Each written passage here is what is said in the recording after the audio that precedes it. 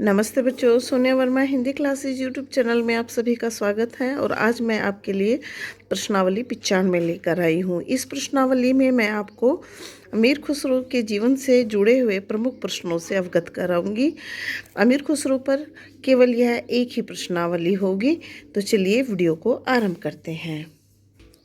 तो आज की प्रश्नावली यहाँ पर मैंने इंडिकेट कर दिया है कि अमीर खुसरो से संबंधित है और 490 नंबर के प्रश्न से मैं आरंभ कर रही हूँ। और प्रश्न होगा, अमीर खुसरो का वास्तविक नाम क्या था? तो उनका वास्तविक नाम अब्दुल हसन था।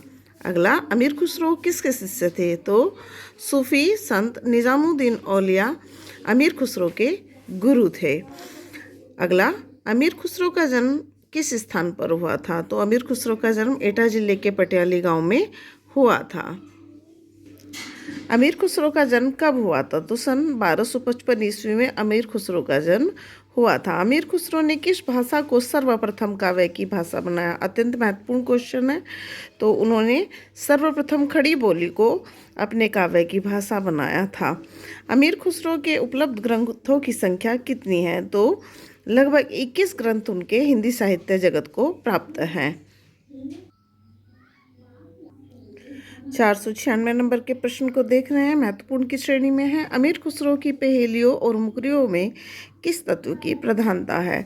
तो उनकी पहेलियों और मुकरियों में, जैसा कि आपने भी पढ़ा होगा कक्षा 10 और 12 में, जो उनका साहित्य आया है उसमें उक्ति व चित्रण की प्रधानता रही है। यहाँ पर मैं आपको ये बताना चाहती हूँ कि अमीर खुसरो से जुड़े हुए लगभग 2 प्रश्नों को हर बार टीजीटी पीजीटी परीक्षा में पूछा जाता रहा है। तो सभी प्रश्नों को आप अपने रजिस्टर में ध्यान से मेंटेन करें।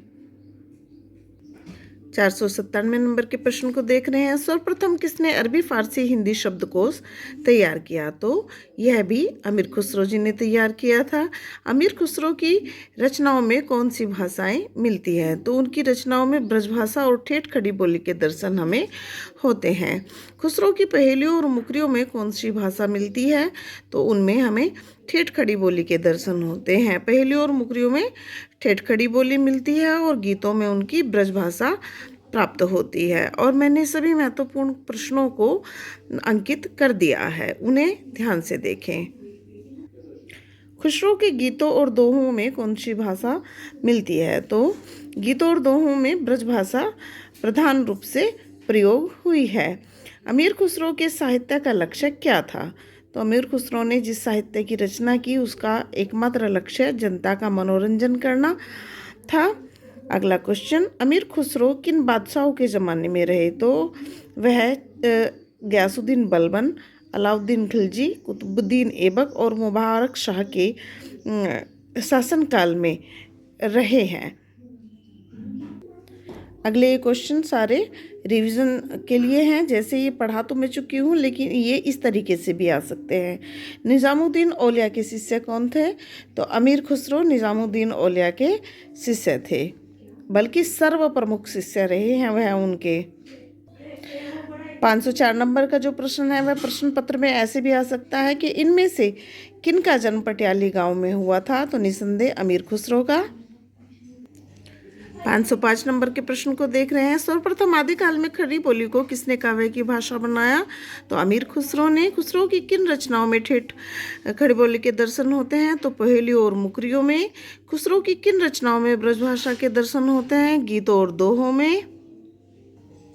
किसने जनता के मनोरंजन हेतु काव्य रचना की? तो अमीर खुसरो ने। और इस प्रश्नावली का अंतिम प्रश्न 509 नंबर का, 4 बादशाहों के ज़माने किस आदिकालीन कवि ने देखे? तो इसका उत्तर होगा अमीर खुसरो जी ने। आशा करती हूँ आज की प्रश्नावली के प्रश्न आपके लिए अत्यंत लाभदायक सिद्ध होंगे। और ऐसी ही नवीन प्रश्नावली और नवीन प्रश्नों से युक्त प्रश्नावली मैं कल लेकर आऊँगी। और कल की प्रश्नावली में मैं आदिकालीन कवि विद्यापति को आपसे परिचित कराऊंगी, उनसे जुड़े हुए प्रश्नों को आपके साथ शेयर करूंगी। तो यदि वीडियो आपको पसंद आए, वीडियो को लाइक कीजिए, चैनल को सब्सक्राइब कीजिए और वीडियो को ज़्यादा से ज़्यादा शेयर कीजिए। आपका यदि कोई कंटेंट ऐसा है या कोई कालखंड ऐसा है जिसमें आप अभी नहीं कर पा रहे हैं तो आप मुझे कमेंट्स ज़रूर करें, मैं उसे जल्दी से पढ़ाने का प्रयास करूँगी। तो चलिए कल मिलते हैं विद्यापति जी से जुड़ी हुई वीडियो में। तब तक के लिए नमस्ते, धन्यवाद।